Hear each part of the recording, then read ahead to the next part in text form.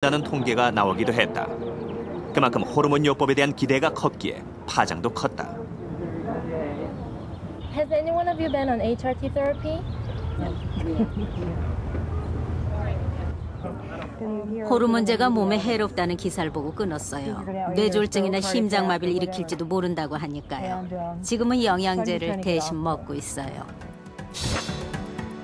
합성 호르몬의 부작용을 밝혀낸 연구 결과에 따라 미 식품의약청에서는 그 적용 대상을 제한하기로 했다. 즉 협심증이나 심근경색증 등 심장병 병력이 있는 사람과 폐경된 지 오래된 사람에게는 합성 호르몬을 처방할 수 없게 된 것이다. 심장질환이 있는 사람은 여성 호르몬을 갖다 복용하면 안 됩니다. 그리고 두 번째로 그 폐경이 지난 지 10년 이상 된 사람, 예를 들면은 60대 초반, 60대 중반, 그 사람들은 여성 호르몬을 갖다가 복용하지 않아야 되고, 당뇨가 있는 사람은 아무리 50대 초반이라도 여성 호르몬을 갖다 복용하면은 이득이 없어요. 미국에서는 2002년부터 여성 심장의 날을 제정해 집중적인 예방 교육을 벌이고 있다. 미국 여성을 죽음으로 몰아넣는 가장 큰 원인이 심장병이지만 미국 역시 이 사실에 대한 인식이 아직은 낮은 편이다. 사람들이 여성의 심장병에 대해서 관심을 갖게 된 것도 아주 최근의 일이에요. 이제야 여자들도 심장병에 걸리는구나 하는 거죠. 미국 남녀의 가장 큰 사망 원인이 심장병으로 알려져 있지만 사실 숫자는 남성보다도 여성이 더 많아요. 1984년부터 여성의 사망자 수가 남성을 앞질렀거든요. 아직도 갈 길이 멉니다. 비전형적인 증세 때문에 심장의 경고를 알아차리기 어려운 여성. 하지만 정상 혈압과 콜레스테롤, 혈당을 기억하고 자신이 그 범위를 벗어나지 않았는지 수시로 체크한다면 돌연사의 위험은 훨씬 줄일 수 있다.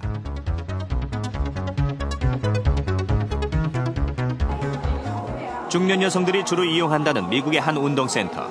취재팀은 이곳에서 폐경기 여성들을 쉽게 만날 수 있었다. 그녀들 역시 폐경으로 인한 고충을 겪고 있지만 한결같이 자신감에 차 있었다. 이제 폐경기가 막 시작됐어요. 올해 48살인데 얼굴이 자꾸 달아오르고 기분이 변덕스러워지고 그렇죠. 하지만 운동을 해서 효과를 많이 봤고요. 그리고 몸에 좋은 자연식품을 많이 먹죠. 약은 멀리하고 자연식품을 가까이, 그렇게. 제 심장은 전보다 더 잘 뛰고 한마디로 더 건강해졌어요. 아주 오랜 기간 여성의 수명은 폐경기까지였다. 평균 수명이 80세까지 늘어난 지금 여성의 몸도 변화에 적응하고는 있지만 그 속도는 매우 느리다. 인생의 3분의 1을 차지하게 된 폐경기간. 심장병을 막는 것이 여성 건강의 지름길이다. 아무리 의학기술이 발전을 해도 인위적인 에스트로겐이 우리 몸 스스로 생성하고 분비하던 천연 에스트로겐을 대체할 수는 없다는 겁니다. 여성 호르몬이 왕성하게 분비되는 40여 년간 우리의 몸이 스스로의 건강을 보살폈다면 이제는 우리가 몸의 건강을 살필 때입니다. 이 여성 스스로 자신의 건강에 관심을 갖고 생활 습관을 바꾼다면 그것이야말로 천연 에스트로겐을 대체할 수 있는 가장 좋은 방법이 될 겁니다.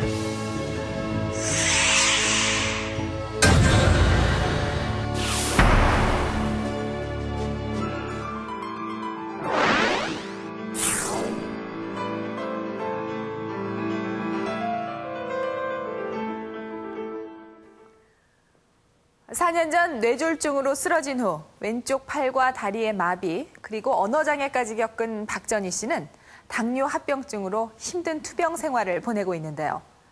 하지만 가족의 도움으로 열심히 재활 치료를 하면서 건강을 되찾아가고 있습니다. 47, 새롭게 제2의 인생을 시작하는 박전희 씨, 그의 행복한 투병기를 만나봅니다. 19, 20, 21, 26, 27, 28, 29. 매일 아침 남편과 함께 팔운동을 하며 아침을 시작하는 박전희 씨. 4년 전 뇌졸중으로 쓰러진 후 하루도 거르지 않는 아침 일과다. 86, 86. 옛날엔 때를 이렇게밖에 못 뺏겼는데 지금 이걸 연습하면 여기까지 이 때를 뺏기잖아요. 반신마비로 거동조차 힘들었던 박전희 씨. 지금의 모습을 찾기까지 4년이란 시간이 걸렸다. 하지만 마비 증세가 남아있는 왼쪽 다리는 여전히 불편하다. 줄어쓰던 왼손 역시 마비가 온 후 감각이 둔해져 오른손으로 대신하고 있지만 서툴기는 마찬가지다. 43.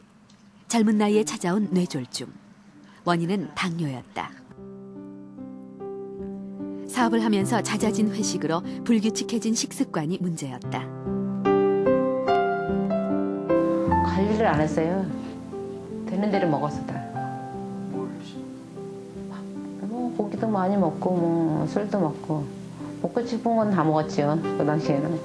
그 당뇨가 묻어대는 건 생각도 안 한 거지 그냥. 얘기는 들었고 배설이 다 들었는데도 설마 나한테 저런 병이 올까 하는 생각을 했지.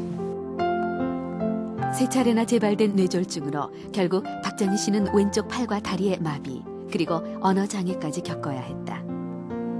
답답해져. 말도 못하고 내가 이 말을 하려면 벌써 어디 가서 얘기를 하려면 미리 생각을 해야 되거든요. 내가 무슨 말을 해야 되겠다. 이 말이 나올까 하는 생각을 또 해보고 자주들도 많이 했죠 옛날에는. 단순한 마비 증상으로 여겨 방치한 채 한참 후 병원을 찾았을 땐 상태는 심각했다. 당시 검사 결과 좌우 양쪽 뇌의 정보 교환을 담당하는 뇌량의 일부분이 손상돼 있었고 혈관이 막혀 뇌경색을 일으킨 부위 이외에도 동맥경화가 진행돼 혈관이 좁아진 부위도 2군데나 발견됐다. 주먹, 손날, 손바닥 한번 해보세요. 재활 치료를 하고 있지만 오른손에 비해 왼손은 여전히 순발력이 많이 떨어져 있다. 손날, 손바닥, 주먹, 손날, 손바닥, 주먹. 굉장히 주춤거리죠. 특히 박전희 씨를 가장 불편하게 하는 것은 둔해진 방향 감각. 원래 알고 보니 왼손잡이시죠? 네. 왼손인지도 모르겠어요. 지금도 마찬가지야.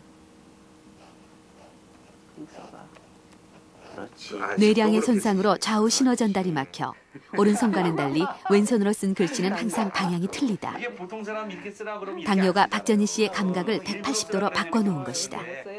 사실 뇌졸중의 가장 중요한 위험 요인은 고혈압으로 알려져 있습니다. 그렇지만 당뇨도 이에 못지않게 중요한 위험 요인인데 통상적으로는 적게는 2배에서 많게는 5배 정도 뇌졸중의 발병 위험을 높이는 것으로 알려져 있습니다.